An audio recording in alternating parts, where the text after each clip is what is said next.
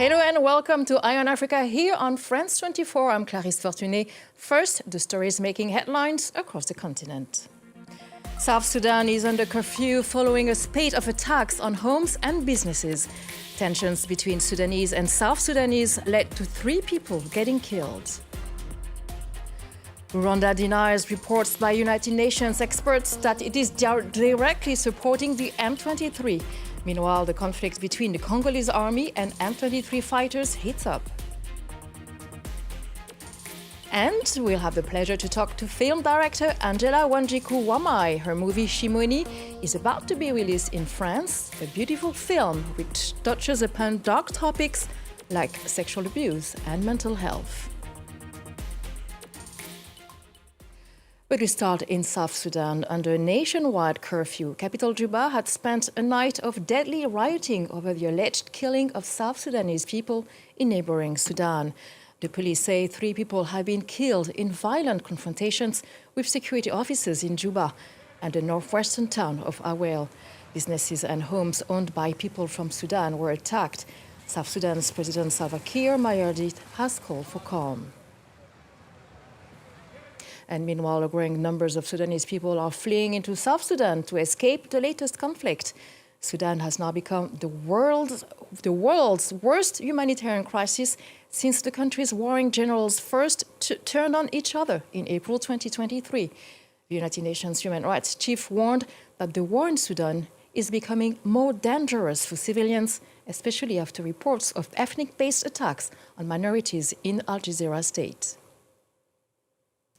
As the Sudanese armed forces and the rapid support forces battle for control at all costs in this senseless war that has raged for close to 2 years now, direct and ethnically motivated attacks on civilians are becoming increasingly common. The situation for civilians in Sudan is already desperate, and there is evidence of the commission of war crimes and other atrocity crimes. We fear the situation is now taking a further, even more dangerous turn. And the war in Sudan has displaced over 14 million people. Among those forced to flee is Mohamed Zakaria, photographer and filmmaker from the besieged city of El Fasher in Darfur.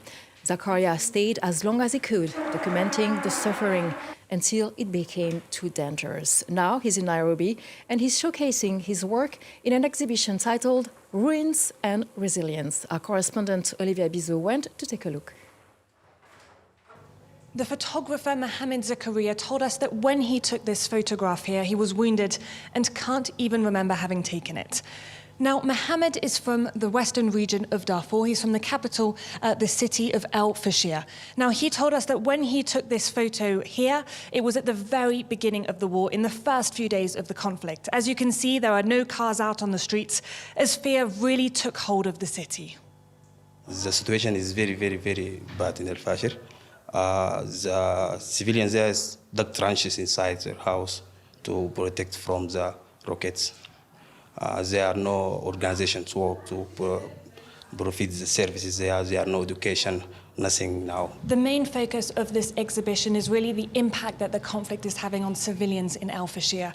Some of the photos show people queuing for hours in order to be able to access just a little bit of water. There are also photos of people scanning the skies for potential bombing. And then there are very powerful photos taken in the Zamzam camp for displaced people. This woman here is suffering. She's now living in Zamzam camp. 3 of her children have died in 4 months. All the border is closed, all the way to the Fasher is closed. So there are no food, there are no medicines, there are nothing. Also, it's located, there are no media can enter in El Fasher and to reflect what's happening there. Regular power outages caused by the conflict are making it incredibly difficult for people to access medical care.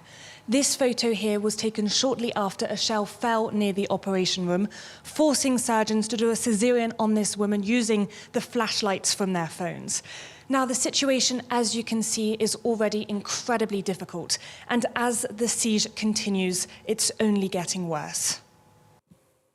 Tensions between the DR Congo and Rwanda remain high, with both countries continuing to exchange hostile statements.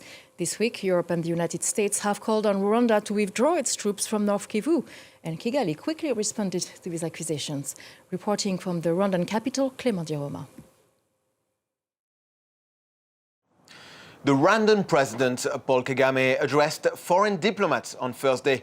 He had strong words and criticized the leadership of DRC's president, Felix Tshisekedi, saying that he wasn't properly elected by the Congolese people. Kagame also questioned the competence of the UN experts who published this month a new report detailing the support that Rwanda is bringing to the M23 rebel group in their fight against the Congolese army. Kagame said once again that the ongoing conflict was not Rwanda's problem, that he was ready to work towards a solution. Following the release of the UN report, the United States condemned the presence of several thousand Rwandan soldiers in the DRC with advanced military equipment. The US also condemned the cooperation between the Congolese army, which fights against the M23, and FDLR militias made up of former genocidaires. Without denying the allegations, Rwanda's Minister of Foreign Affairs responded to Washington, stating that it is inappropriate to compare the M23 rebels, who he claims are defending a community, with the FDLR militias, which he described as a genocidal force. Could artificial intelligence help African farmers improve yields and reduce crop failure due to plant disease? That's the challenge set up by an app developed by an NGO that scans plants and helps small farmers in Kenya with their crops. Clémence Valère explains. Roseline Akoshi diligently inspects her fields of cassava crops. The Kenyan farmer scans plants with an app on her phone, which analyzes their state of health with the help of artificial intelligence. This app has made my work easier. I don't have to go far to ask for advice. The phone app shows me how my plants are doing, how they're growing. She has been using this app since 2018 and says that it has helped her increase the yield of her crops. Before, an acre would produce only 5 bags of cassava. But using this technology, 1 acre can now produce 200 or 250 bags. According to the UN, small-scale farmers like Roseline produce 80% of the food consumed in Africa. Many of them lack the expertise and resources to improve their methods. The app, developed by an NGO called Plant Village, aims to help them without having to use an internet connection. The technology provides them with resources on sourcing quality seeds, land preparation methods, and access to agricultural specialists. 49% of the AIs being deployed in Africa are based on agriculture. And the reason why we are focusing on agriculture is because of the increased population and also the challenges that are being brought by climate change. Experts estimate that the continent would need an annual investment of $77 billion to improve agricultural practices, increase yields, and improve agricultural supply chains. And now with us is film director Angela Wanjiku Wamai. She's here in Paris to present her first feature film to be released in French cinemas next week. The story of Geoffrey, haunted by his past, forced to return to his village after years in prison. The village is called Shimoni, like the name of the movie, and the village where his childhood tormentor still lives. First, thank you very much to be with us. And first, I want to say, what a beautiful film, beautiful photography, and to tell such a dark story. So how did you come about to introduce this story? Oh, the journey has been long because I feel like the film was started in my head many times. But the very, very beginning was an image of this film that I had. And I wasn't really sure. I think I was just thinking about something. And I got this image of a woman holding onto a paper that was burning. And the flame just kept burning to her fingers, but she wasn't letting it go. And I was like, what is this image? And then I started thinking about, I think the things that we play around with or we hold so dear, these things that are consuming us, and we're just not able to let go. And I guess that's where it all started, and I started thinking about what this could be about, and Geoffrey came to life in my head, and this man who was dealing with a secret. And I guess that's where the beginning was, but there have been very many beginnings to this film, yeah. And as I said, we understand throughout the film what's haunting Geoffrey. It's some kind of sexual abuse that took place when he was a child, and it's barely mentioned in the movie. And yet it takes really the main position in the ghost, I would say, dominates the film. Yeah. So Why did you choose that approach of being so subtle, so discreet? Is it modesty, decency, consideration for your audience? Yeah, and I like that you've used the word silence, because this was like a really powerful force behind the film. Because the thing with trauma, especially like sexual trauma when it comes to men, is that they don't talk about it very much. And so this ghostliness of the issue is something that was very interesting to me. The silence that surrounds it, especially in a place like Kenya, it's imposed on men to, this is not something we talk about. Yeah. So I found this very powerful, very potent, to speak very loudly about something but not to say anything. And I really tried to play with this idea, but also I kind of liked the subtlety, because it I think it felt true to the circumstances. And also I really did want to not confront the issue itself and be voyeuristic about it, show everything, but to play with this, the emotion, the residue of these things. This, because he was abused young, when he was much younger. He's an older man now, so he's dealing with the sort of the memory of this. The memory, the anger, these emotions that are with him. And I liked the idea that he wasn't able to articulate all these emotions, but you could see them. You could literally feel them in his skin. Yeah. And I said at the beginning, I talked about the photography and also the aesthetic of the movie. It's really beautifully filmed. And when I watched the film, I was thinking about French directors, or maybe a way of Japanese, when you really take the time to get into the emotions. What is your influence? First of all, thank you very much for saying this about the film.